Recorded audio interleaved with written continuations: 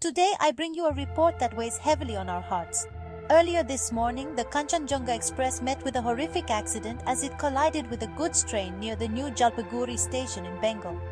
In the wake of this tragic incident, at least 5 lives have been reportedly lost, with several more passengers injured.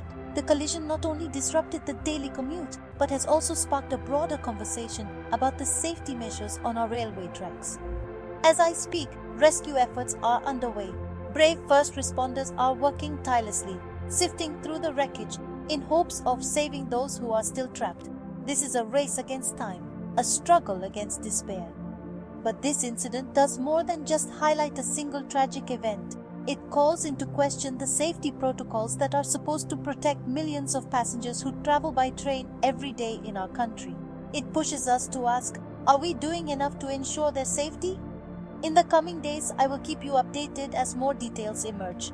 For now, our thoughts are with the victims and their families during this incredibly difficult time. Stay safe, stay informed, and let's hope together for a safer future.